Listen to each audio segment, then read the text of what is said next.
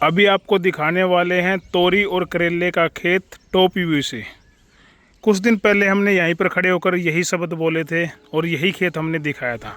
आज है 10 जून 2026 और कल 9 जून 2026 शाम को आंधी तूफान ऐसा आया, पूरे खेत के स्ट्रक्चर को ढहा दिया।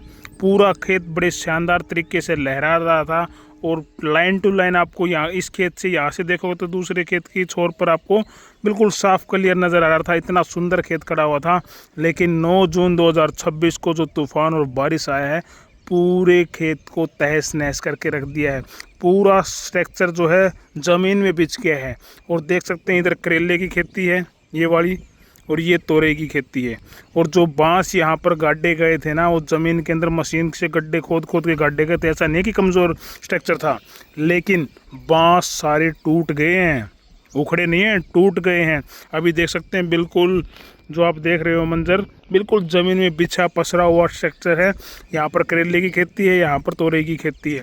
थोड़ा बहुत वहाँ पर सिरे पे बचा हुआ है, थोड़ा बहुत यहाँ दीवार की ओर थी, यहाँ पर स्ट्रक्चर बचा हुआ है। बाकी सारा खेत ज़मीन में बिछ गया है। और सुबह सुबह मेरे पास काफ़ी कॉल आ चुके हैं किसानों के कि हमारा भी स्ट्रक्चर टूट गया, हमारा भी स्ट्रक्चर टूट गया।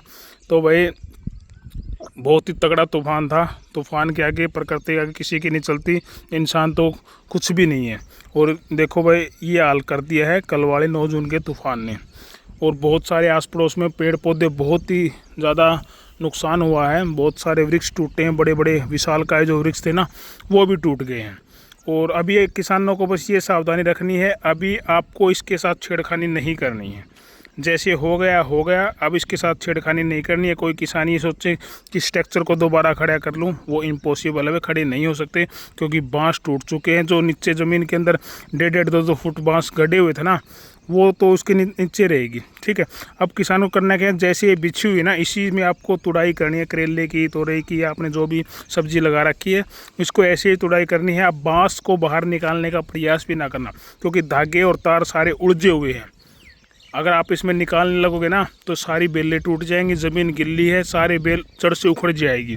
ठीक है, तो खिचड़ी बन जाएगी। तो ये प्रयास मत करना कि मैं दोबारा स्ट्रक्चर को खड़ा करूँ। जितना माल आपका लगा हुआ है या आगे लगने वाला है, इसी सिचुएशन में, इसी कंडीशन में आपको तोड़ना पड़ेगा।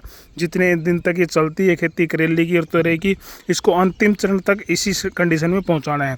जब लगे कि खेत खाली होने लग गया है, आखिरी चरण आ गया है, भाव भी ना मिल रहा हो, तब इसको आप धीरे धीरे इसकी बेल जब सूख जाए, जड़ काट के छोड़ दो। फिर इसके बांस अलग निकाल लो, तार अलग निकाल लो और धागे अलग कर दो। ऐसे हो पाएगा, वरना इसमें छेड़छाड़ बिल्कुल भी नहीं करना है। काफ़ी किसानों के कॉल आ रहे थे कि इसको दोबारा खड़ा हो सकता है, नहीं हो सकता। नहीं हो सकता भाई, क्योंकि ज़मीन गिल्ली है और बांस जो हमारे नीचे ज़मीन में गड़े हुए थे ना, वो टूट चुके हैं। तो इस खेत में अब ऐसे ही तोड़ना पड़ेगा। नुकसान बहुत ही ज़्यादा हो गया किसानों का। तो प्रकृति के आगे तो किसी के चलते नहीं। लेकिन मैंने आपको कुछ दिन पहले खेत स्टार्टिंग से दिखाता आ रहा हूँ, बहुत ही बढ़िया खेत खड़ा हुआ था, लेकिन तूफान में सब कुछ तहस नहस है। आपकी क्या राय है इस वीडियो के बारे में, इस खेत के बारे में? कमेंट करके हमें ज़रूर बताएं।